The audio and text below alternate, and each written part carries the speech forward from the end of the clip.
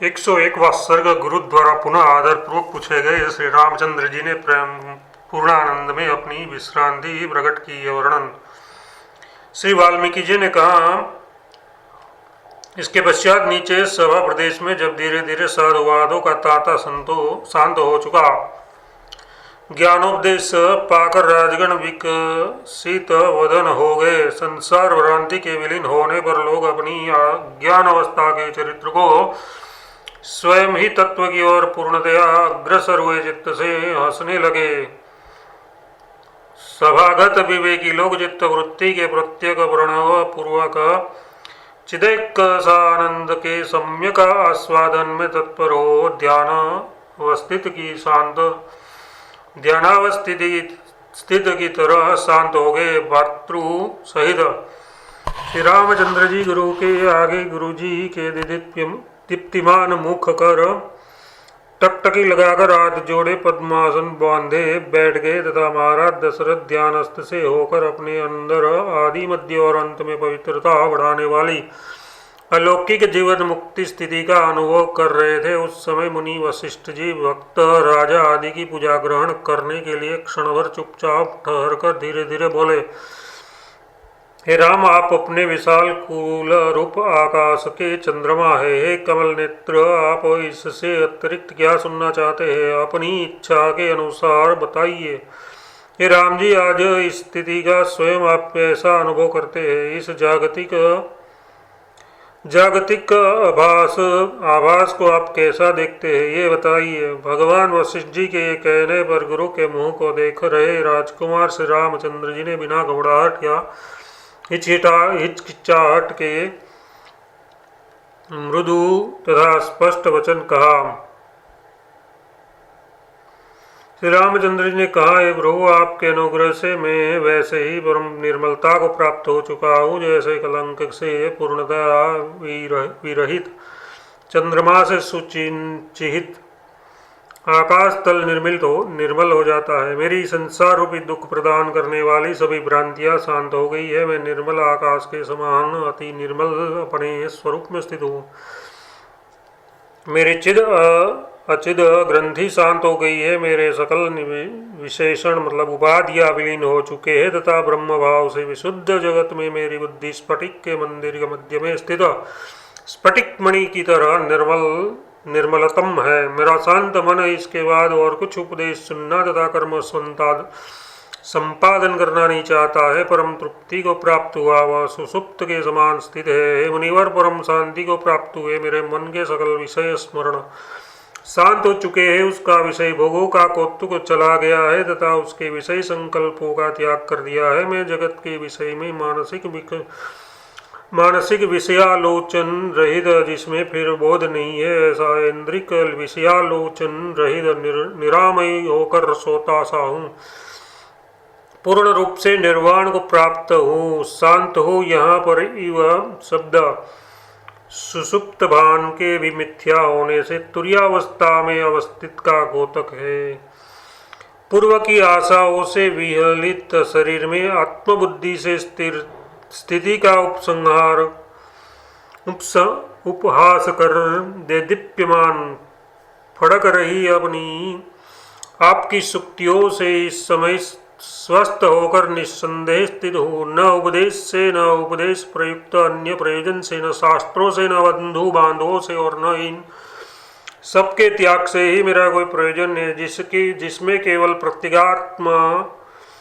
प्रत्यगात्म मात्र में चित्त प्रतिष्ठित रहता है। ऐसे अविनाशिनी नित्य जीवन मुक्त स्थिति का मैं स्वर्ग में साम्राज्य की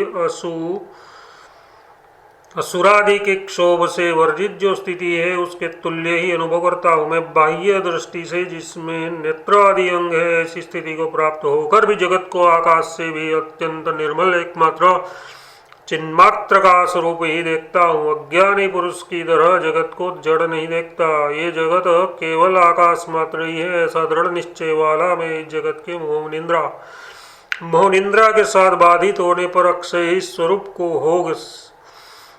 स्वरूप हो सदा ही जागता हूँ। भावी कार्य को यथा काम, वर्तमान कार्य का यथा प्राप्य तथा पूर्व स्थित कार्य को यथा स्थिति को जो आप कहते हैं उसको मैं फलाभिसंधि से शून्य होकर अविद्यतया गुरु तथा शास्त्र के अनुसार करता हूँ। यथा कामम यथारंभम यथा प्राप्यम यथा स्थितम, इस तरह के पाठांतर में अपने कार्य के विषय में यथा काम यथेच्छ तथा प्रारब्धानुसार पर के कार्य के विषय में प्रथा यथा प्राप्य तथा यथा स्थित जो आप कहते हैं उसका मैं गुरु और शास्त्र के अनुसार निर्विघ्न संपादन करता हूँ। इष्ट वस्तु की प्राप्ति से न तो मैं अंदर मन में संतुष्ट होता हूँ और न बाह्य शरीर से हर्षित होता हूँ तथा न पुष्ट होता हूँ, एवं अनिष्ट वस्तु की प्राप्ति से न रोता हूँ। अवश्य कर्तव्य लौकिक और वैदिक कार्य करता हूँ। मैं केवल एक ही हूँ, मेरा भ्रम जाल दूर भाग चुका है। एक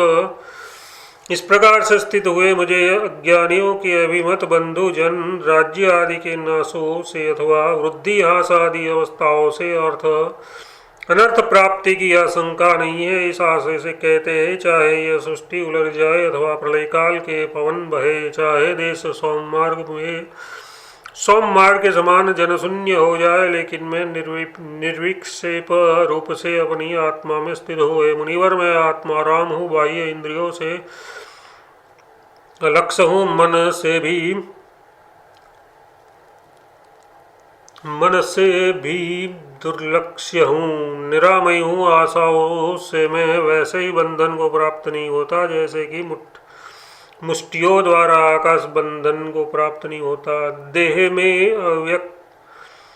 में अभिव्यक्त का देहातीत रहने में दृष्टांत कहते हैं। जैसे वृक्षगत पुष्प में अभिव्यक्त गंध आकाश में जा पहुंचकर पुष्पातीत रहती है, वैसे ही मैं देह में अभिव्यक्त होकर देहातीत ये इस पुष्प का है अथवा इस देह का है यो विशेषण के योग्य न होने से साधारण रूप से स्थित हूँ।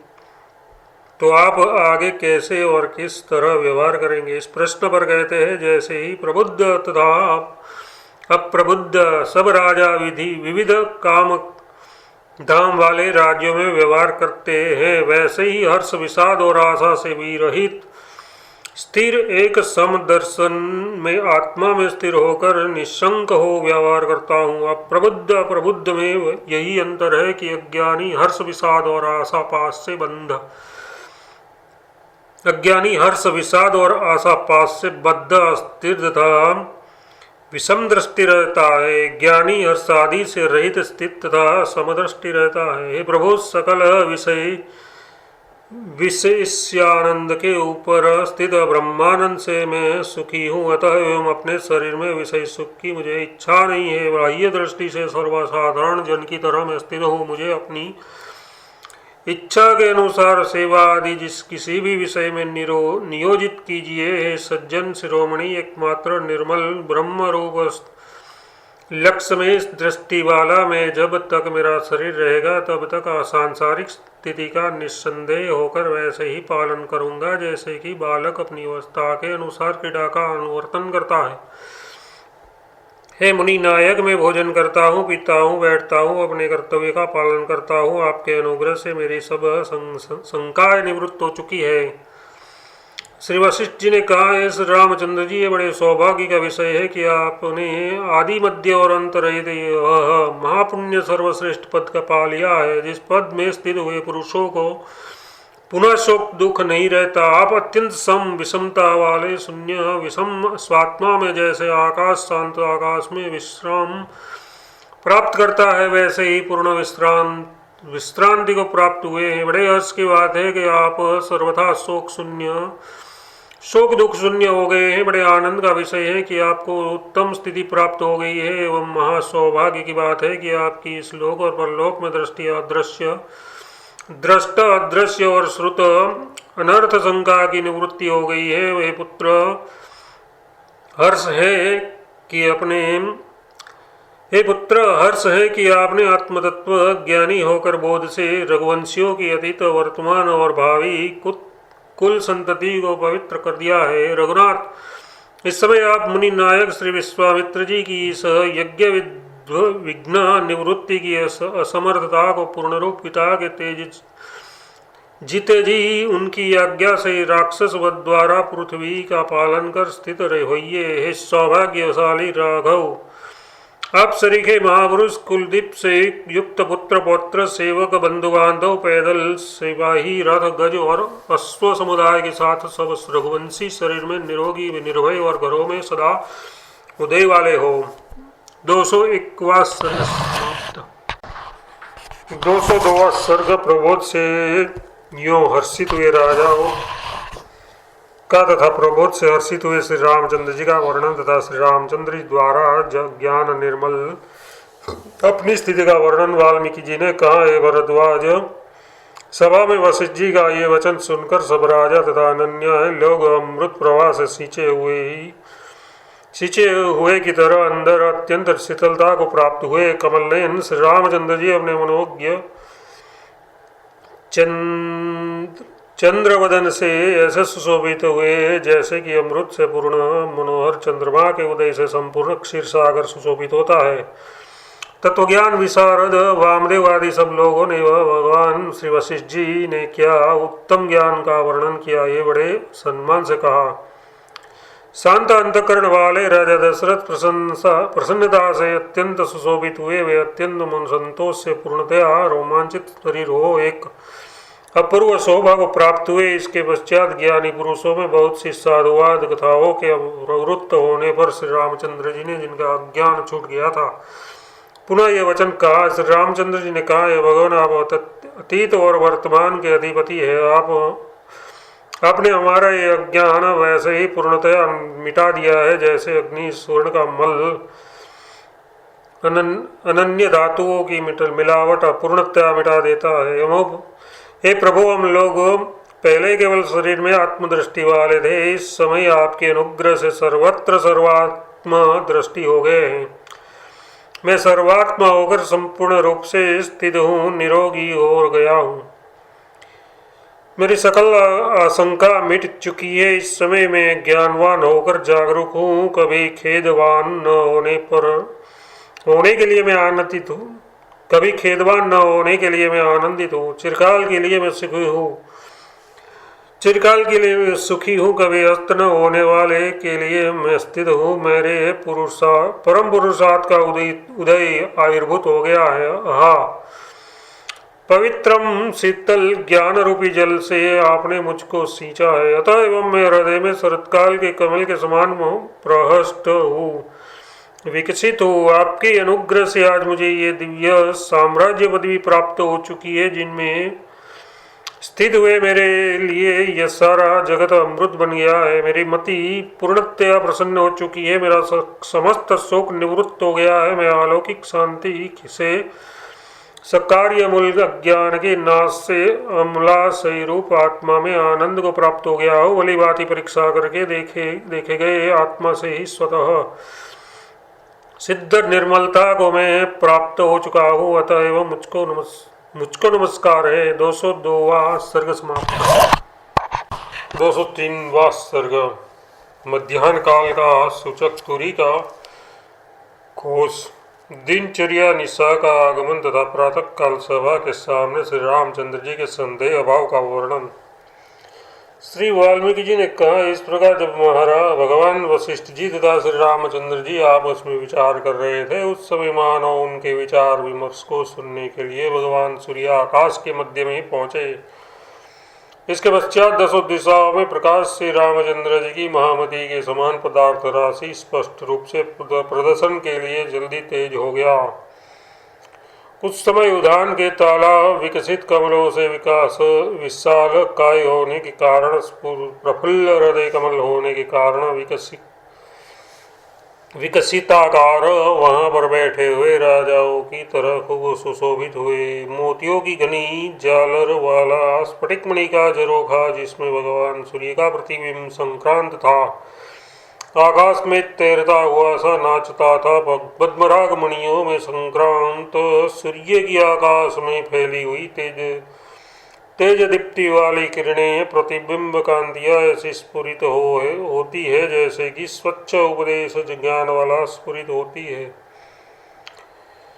मुनिश्रेष्ठ वशिष्ठ विश्वामित्र आदि की मुखकांति रूप चंद्रमा से विकसित से हुए अपने कुल के वे कैरव भूत रात को खिलने वाले सफेद कमल श्री रामचंद्र जी महाराज जब वो इस प्रकार परमानंद को प्राप्त हो गए, तब जो वडवानल के तुल्य भगवान सूर्य जो तेज पुंज रूपी दीप्यमान ज्वालाओं से युक्त तथा वडवानल के समान ही समग्र रसों का पान करने वाले हैं, आकाश रूपी महासागर के नाभि के सदस्य हो गए, यानी मध्य आकाश में स्थित हो गए। जब आकाश रूपी नीलकमल जो सूर्य रूपी कर्णिका से मनोहर दीप्यमान किरण रूपी केसरों से सुशोभित था तथा जिससे रंग रज रूपी पराग गिर रहा था, अत्यंत सुहावना मालूम होता था, वह आकाश रूपी नीलकमल मानव जगत लक्ष्मी का सिर का भूषण था। त्रिलोकी रूप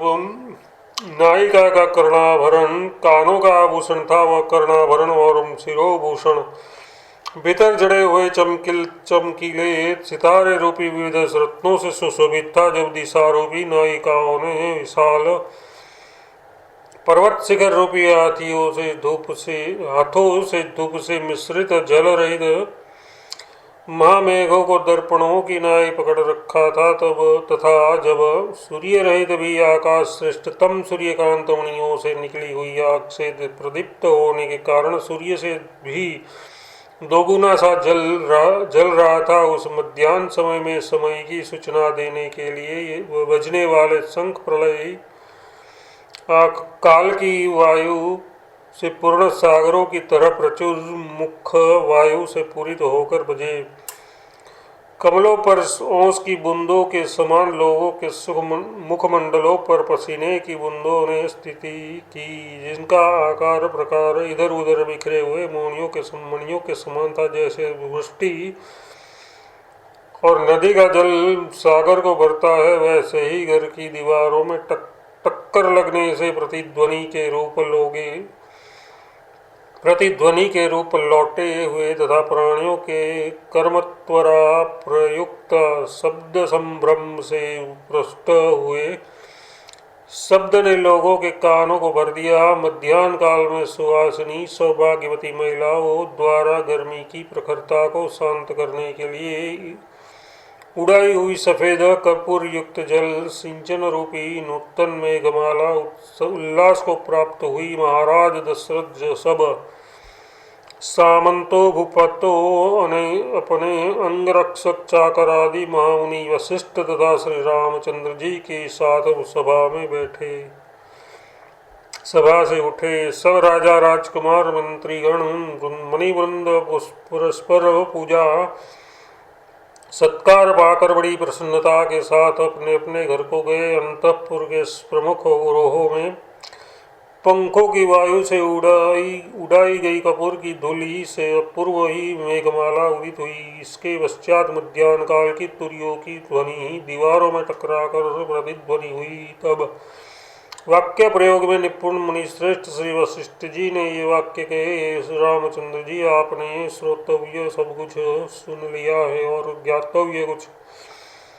ज्ञातव्य सब कुछ जान लिया है। इसके अतिरिक्त उत्तम ज्ञातव्य कुछ भी नहीं है। अब आपको गुरु के उपदेश वेदांत आदि शास्त्र तथा स्वानुभव के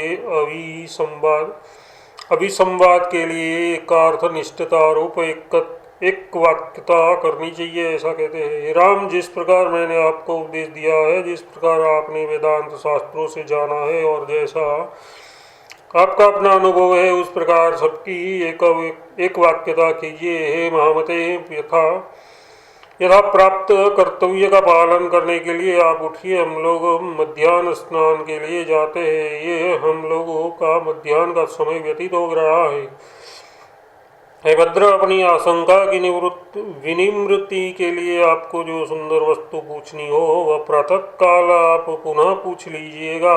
श्री वाल्मीकि जी ने कहा, श्री मुनिश्रेष्ठ वशिष्ठ जी के ये कहने पर स्वाधन्य धर्मात्मा महाराज दशरथ ने श्री रामचंद्र जी के साथ सभा में समुपस्थित उन सकल साधु पुरुषों की, मुनियों की, ब्राह्मणों की, राजाओं की तथा आचार आकाशचारी सिद्ध और देवगणों की, वशिष्ठ विश्वामित्र आदि मुनियों द्वारा उपदृष्ट कर्म से मणि मोती आदि के निष्क्रिय रूप धन से, दिव्य फूलों से, मणि रत्न आदि के प्रदान से, मुक्ता माला के समर्पण से, विनय प्रणाम, धन सहित कन्या प्रदान, वस्त्र, आसन, अन्नपान, सुवर्ण भूमि, धूप, गंधमाला आदि से यथा योग्य पूजा की पूजा करने के उपरांत सभा के बीच से दूसरों का सम्मान करने वाले महाराज दशरथ वशिष्ठ आदि ऋषियों से के सहित सारी सभा के साथ वैसे ही उठे जैसे कि सायंकाल के समय आकाश से चंद्रमा उठता है। वह त्वरा युक्त सभा से उठने का समय अत्यंत सुशोभित हुआ, जिसमें घुटनों तक देवताओं द्वारा बरसाए गए फूलों से चारों ओर कीचड़ हो गया था। परस्पर घिसने और टकराने से अंगदों में जड़े हुए रत्नों के चूरे से पृथ्वी लाल हो गई थी। टूटे हुए हारों से स्फुरित हो रही मोती रूपी तारिकाओं ने रात्रि काल में प्रसिद्ध नक्षत्र युग आकाश को जीत लिया था। देवर्षि मुनि ब्राह्मण तथा राजाओं के इधर उधर संचार से जो अत्यंत भीड़ भाड़ वाला था, व्यग्र सेविकाओं के हाथों में चवर, केसों से चंचल थे, वशिष्ठ जी द्वारा उपदिष्ट ज्ञान के क्रम के मनन आदि द्वारा भूमिका के क्रम से प्रमेयीकरण के लिए ही स्पंदमान अन्य स्वार्थत्वरा से नहीं, इस कारण जो दारुण न था, कभी जरा सा धक्का लगने पर भी परस्पर क्षमा याचना के लिए सिर में अंजलि बांधे हुए आगे और अगल बगल तीनों भागों में देखने तथा क्षमा मांगने के लिए प्रवृत्त नेत्र और जीभ वाले सकल जनों से विराजित था। पागल निष्ठुर लोगों से विषम नहीं था, इसलिए वहाँ पर पीड़ा आदि दोषों का लेश भी न था। मृदु मधुर वचन वाले सत्कृत दशरथ आदि सब सज्जन पुरुष तो जो सातों लोकों के निवासी थे, परस्पर पूछकर इंद्रपुरी से देवताओं की तरह परस्पर स्नेहपूर्ण हृदय होकर अपने अपने आश्रमों में गए। क्रमानुसार प्रेम से एक दूसरे को सत्कार कर उनसे विदा लेकर अपने घर में आकर उन्होंने दिन का कृत्य क्रिया। इसके पश्चात श्री वशिष्ठ जी आदि तथा दशरथ आदि राजा सब ने दिन के कृत्य किए। इसके अनंतर उनके दिवस संबंधी क्रिया करने पर क्रम से आकाश का पथिक सूर्यास्त को प्राप्त हुआ। उनकी तथा महामती श्री रामचंद्र जी की उसी कथा से जागरण वश व रात्रि शीघ्र व्यतीत हुई। प्रातःकाल घर में झाड़ू बुहारी देने की तरह अंधकार रूपी पांसु तारा रूपी फूलों की राशियां जिसमें से हटा दी गई है, ऐसे जगत रूपी भवन को घर की तरह साफ सुथरा बना रहे भगवान सूर्य का उदय हुआ। इसके अनंतर करवीर और कुसुम्ब के सदस्य किरणों से दिशाओं को लाल बना रहे बाल सूर्य आकाश रूपी सागर में प्रविष्ट हुए। राजा राजकुमार मंत्री लोग तथा वशिष्ठ आदि मुनिगण फिर महाराज दशरथ की सभा में आए। अपने अपने क्रम स्थान देश और आसन के अनुसार जैसे आकाश में नक्षत्र शोभा प्रविष्ट होता है, वैसे ही वहाँ पर वह सभा प्रविष्ट हुई। तदनंतर दशरथ आदि भूपालों तथा सुमंत्र आदि मंत्रियों के आसन पर आसीन मुनिश्रेष्ठ वशिष्ठ जी की प्रचुर स्तुति करने पर महामुनि वशिष्ठ जी तथा अपने पिता के सन्मुख कमल नयन श्री रामचंद्र जी ने ये मधुर वचन कहा। श्री रामचंद्र ने कहा, हे सकल धर्मों के ज्ञाता, हे सकल ज्ञानों के महासागर, हे सकल संदेह रूपी वृक्षों का उच्छेदन करने के लिए परशु कुठार रूप तथा हे शत्रुओं के भी शोक और भय की निवृत्ति करने वाले, हे ब्रह्मन, मेरे लिए ये अन्य श्रवणीय अथवा ज्ञातव्य क्या शेष है? जो कुछ भी श्रोतव्य या ज्ञातव्य मेरे लिए अवशिष्ट हो वह सब आप मुझसे कहने की कृपा कीजिए। श्री जी ने कहा, श्री रामचंद्र जी, आपको बोध प्राप्त हो गया है। आपके लिए अब श्रोतव्य कुछ भी अवशिष्ट नहीं है। आपकी बुद्धि कृतकृत्य हो गई है और ये प्राप्तव्य वस्तु को प्राप्त कर आत्मा में स्थित है। आप ही अपनी बुद्धि से विचार कर स्वयं कहिए कि आज आप स्वानुभव से कैसे हैं और आपके लिए शेष श्रोतव्य क्या है। श्री रामचंद्र जी ने कहा है, ब्राह्मण जैसा आप कहते हैं वैसे ही मैं अपने को कृतकृत्य समझता हूँ। मैं निर्वाण को प्राप्त हो चुका हूँ, प्रशांत हो चुका हूँ। मुझ में किसी बात की आशंका नहीं है। जो कुछ वक्तव्य था उसे आप कह चुके हैं। मैं संपूर्ण ज्ञातव्य वस्तु जान चुका हूँ। अब कृतकृत्यता को प्राप्त हुए आपकी वाणी विश्राम को प्राप्त हो। मैं जानने योग्य तत्वों को जान चुका हूँ। ये ज्ञातव्य वस्तु मुझे मिल गई है। संपूर्ण जगत ऐक्य को ब्रह्म एक रस्ता को प्राप्त हो चुका है। जीव ब्रह्म भेद रूपी द्वैत अस्त को प्राप्त हो गया है। मेरा दृश्य भेद का भान मिट गया है, क्योंकि मैंने खूब विचार विमर्श कर सारी संसारिकता की आस्था का त्याग कर दिया है। 203वां सर्ग समाप्त।